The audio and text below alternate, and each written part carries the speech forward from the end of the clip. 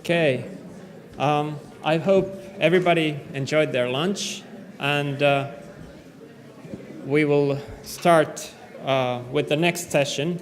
My name is Osmo Suominen. I'm from the National Library of Finland, and I'm one of the program committee members of SWIB.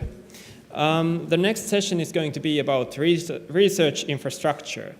But before we start, just a short announcement that there is an Etherpad, like a place where you can web page where you can write for the breakout sessions. The URL is there on the slide. Now it's a little bigger. So there you can find the list of breakout sessions that have been proposed, and you can write your name there in the one that you want to attend, so that we can have some idea of how many people are joining each session and can then place them in the appropriate size of room.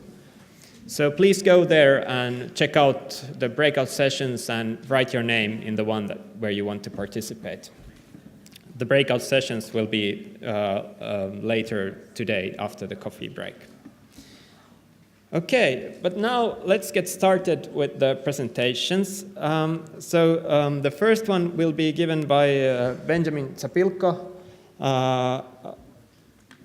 from GESIS, Leibniz-Institute for the Social Sciences, and the title is Applying Linked Data Technologies as a Backend Infrastructure for Scientific Search Portals. Go ahead, Ben.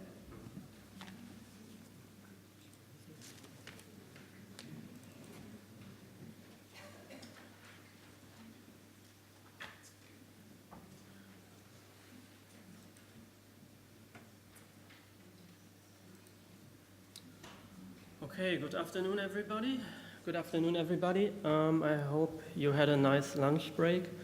My talk will be about applying linked data as a back-end infrastructure for a scientific search portal.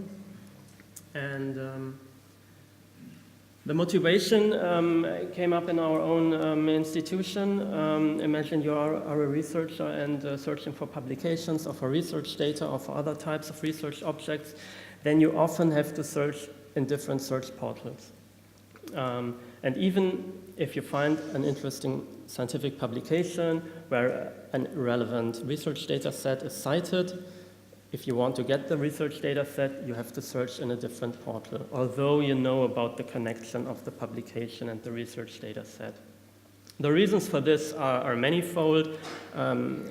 In our case, there were historically grown databases and infrastructures behind. That's why they all resulted in different search portals, although we are meanwhile aware of connections between objects in these databases to each other. This impression has also been investigated by a user survey we did. We asked 337 social scientists in Germany about their information behavior and about their information seeking. And we found out that researchers are, of course, interested in links between information of different types. For example, in information between publications and research data, which is quite obvious, I think. Relevant research data which have been cited in a publication is, of course, also relevant for researchers. So we wanted to make more out of the links we have, but we also wanted to keep our existing infrastructures. So the idea was, okay, how do we do it?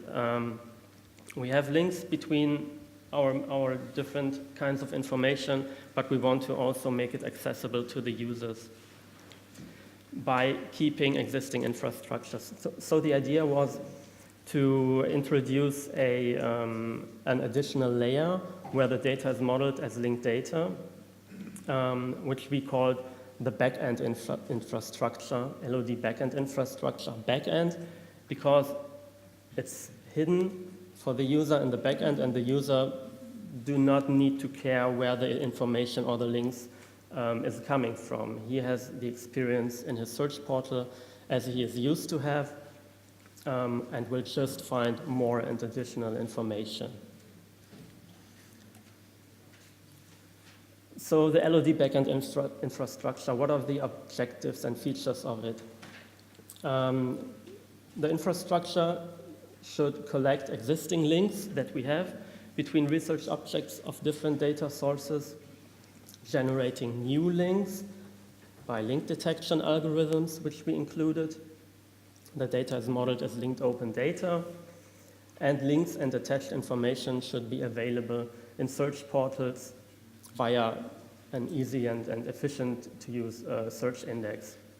And at the same time, as already mentioned, existing search portals and the underlying infrastructure are not affected and are kept running as before.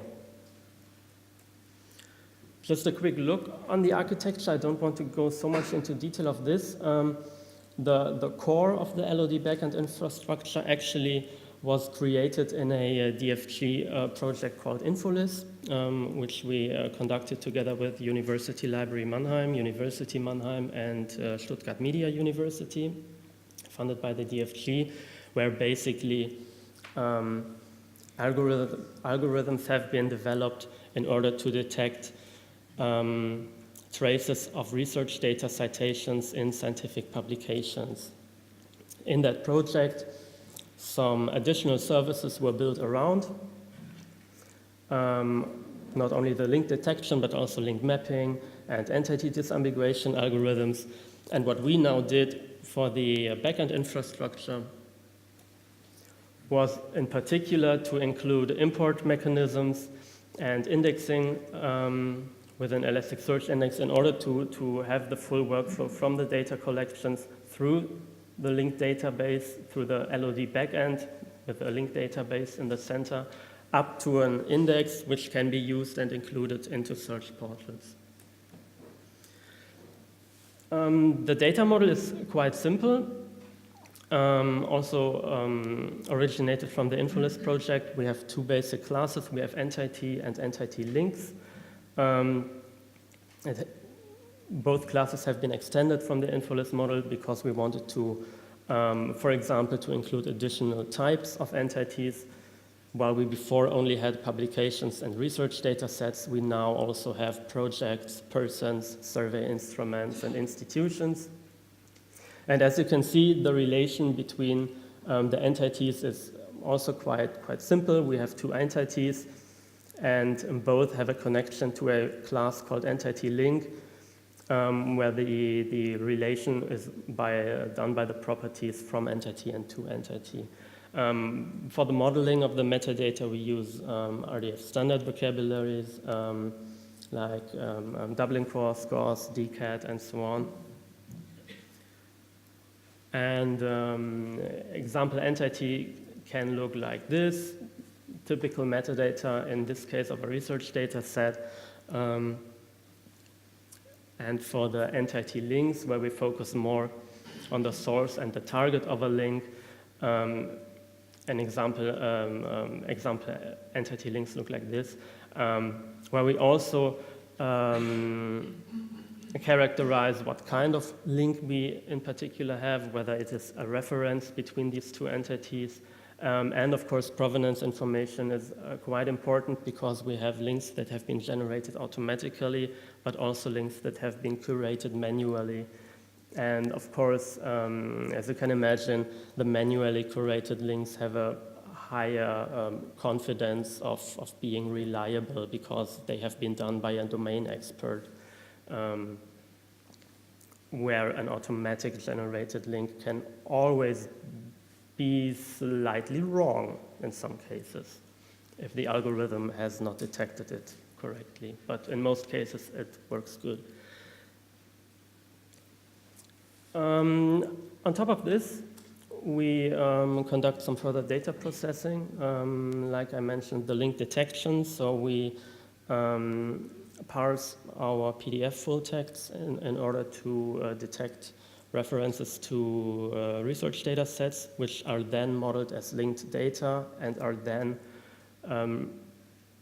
then stored also in this linked database. And we also process entity disambiguation and link merging in cases where we have to deal with duplicates or with vague links where we do not know to which kind of data set the link is in particular going. Why is this important? It's important because authors are citing research data quite different. Some authors cite research data like we are using the study Albus for our analysis, which is quite broad, because Albus is a study which is conducted for 30 years with a new edition every 2 years, so it could be something from 1980 until to nowadays. Some authors are citing it in more detail, and for this we use the research data ontology in order to represent the combination of the different data sets and in order to deal with disambiguation of research data sets and in order to merge data sets which might be the same or not. The linked database is the center, the heart, if you want so, of the linked data backend infrastructure. It's a MongoDB. On first sight, you would say, why a MongoDB when using linked data? Why not using a triple store?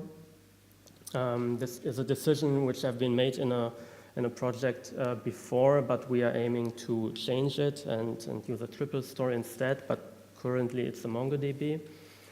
And on top of this, there is an Elasticsearch index which can be accessed by the search portals where the link information can be included in our portals.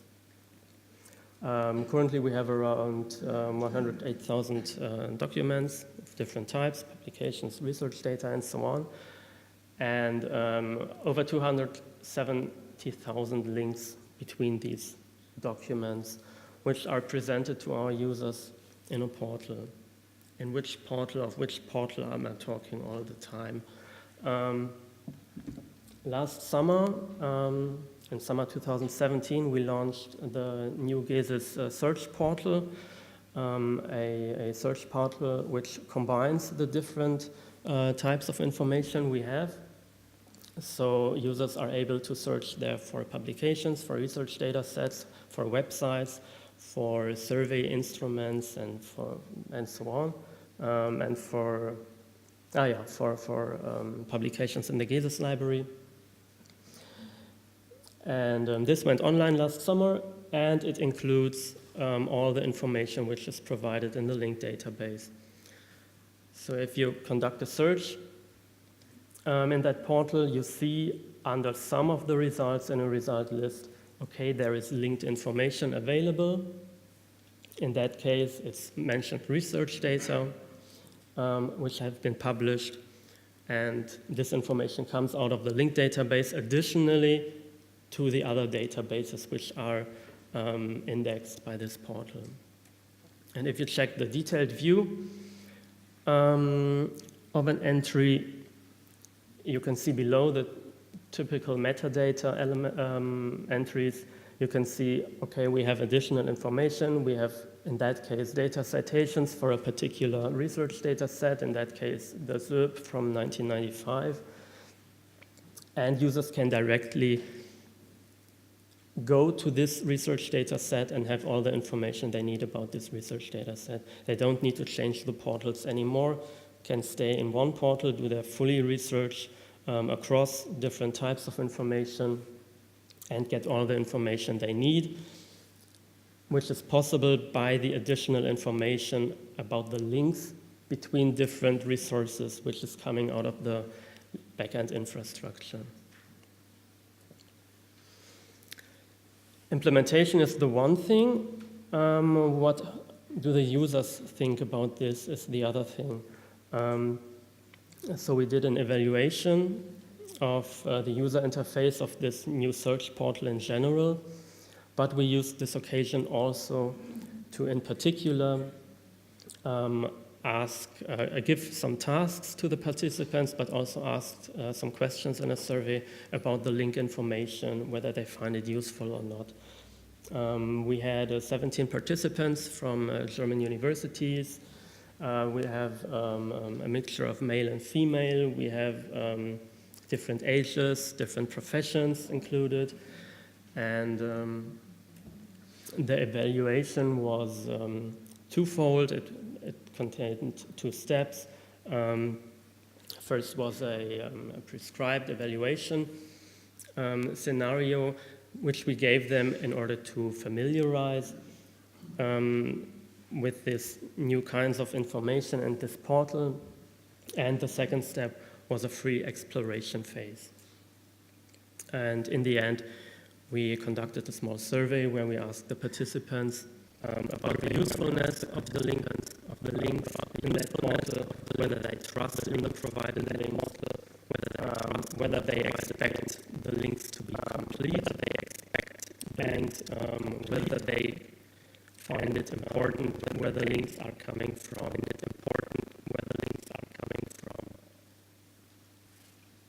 Not surprisingly, when thinking about the first user survey I presented in the beginning, users find the link information, having the link information additionally in that portal quite useful or even very useful. More interestingly was that the majority is also trusting in the links, although being aware of that they have been generated automatically. So as with every automatic process, there could also be false links, but they trusted in these links. Could be, of course, an effect could have been, of course, that everything was provided in a search portal of an organization which they may know, and that's why they may trust the links. This could have an effect. They were absolutely aware of that these links may not be complete, that this is just an excerpt, and that there could be, of course, way more links. They were absolutely aware of this. And surprisingly, they were not really caring about where the links were coming from, whether they are manually curated, or whether they are automatically generated. The participants were more saying like, if the link helps me and gives me new information, I don't care whether it was manually curated or automatically generated. But of course there were also some challenges which are not so surprising, I think. After following a couple of links, imagine you go from one publication, you find an interesting research data set, you go further to another publication, and so on and so on. Of course, users may get lost after following all their links and have difficulties to find their starting point, where they came from, and which is also, I would say, quite obvious, that by following more and more links, that the relation to the starting point, of course, gets lower, because the links can be manifold. Some words regarding the general applicability of the backend infrastructure. All components have been developed independently of each other, of any specific portal or metadata, so they can be reused in very different contexts. The architecture and the data model are both extensible in order to include new data sets, other types of data sets, other types of metadata, and even more new information types. If somebody wants to include something which is not covered, for example, patents or whatever, this is possible. The source code is publicly available. Some issues left for future work. As I already mentioned, we want to switch from MongoDB to a triple store. Of course, we want to have more links, and not only links which are internally at GESIS being held or detected. We want to link to external data sets, to thesauri and authority data like authority file from the German National Library or from VIAF. And of course to other external knowledge graphs, for example to DBpedia or Wikidata. And as you can imagine, when dealing with data records which are coming from a lot of different databases, you are facing the problem of author disambiguation. This is also a problem we have to face and to deal with. And to conclude, as I mentioned, but I wanted to point it out again, parts of the infrastructure have been developed jointly with the University Library Mannheim, University Mannheim, and Stuttgart Media University in the InfoList project. For the LOD backend infrastructure, we extended what we built in InfoList in order to build a full infrastructure providing link information in a backend which can be used in any search portal by easy access via Elasticsearch. And that's it. I thank you for your attention and looking forward to any questions. Thank you.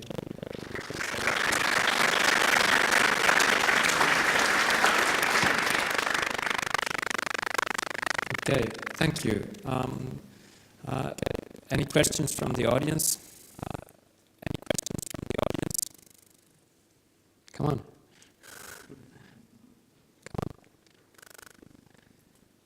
Okay.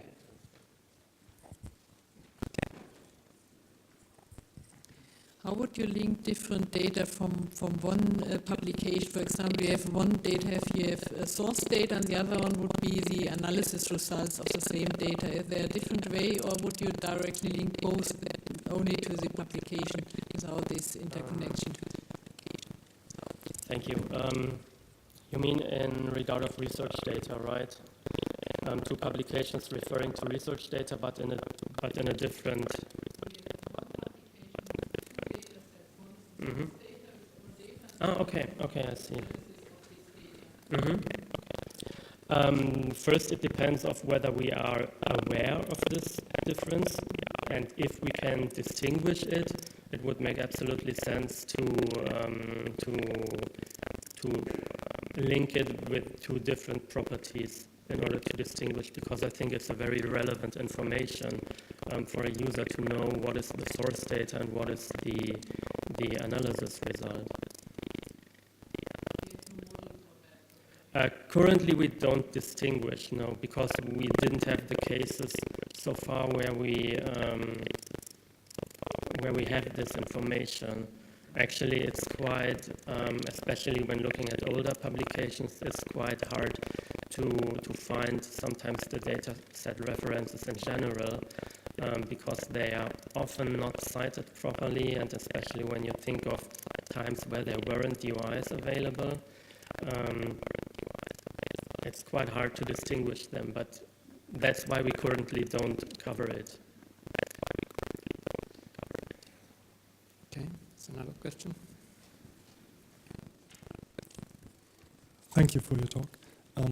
I found this really interesting that you have a confidence value on the links. Can you expand a little bit on how you assign that and whether it is exposed in the interface so that the user can maybe say, okay, only show me links that are above 80% or something like that? Mm-hmm, of course. The confidence value has been introduced because we have manually created links and automatically created links. For the manually created links, which have been done by domain experts, we say, okay, this must be correct, so they have a confidence value of 1, and the confidence value of the automatically generated links is computed by the algorithms, where a lot of features are coming into play, like whether a particular data set as a goal could be found or not. For example, if you find the citation albus, which is just the name of a study, but if you look up for particular research data sets, there are hundreds, because albus is available in several different editions. It will get a lower confidence value because we cannot really say what particular albus is meant. And like this, the confidence value is computed for automatically links.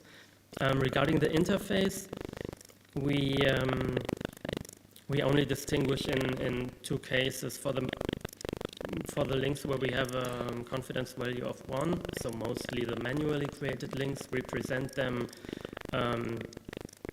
as as normal. Yeah, we don't promote them particularly, but we just present them as links. For the automatically generated links which have a lower confidence value, we just say, okay, this is an automatically link in order to make the users aware of it, but we don't show the number because we don't know whether users could make any sense out of the number. Okay, thank you. Thank you for your talk, and now we are moving to the next.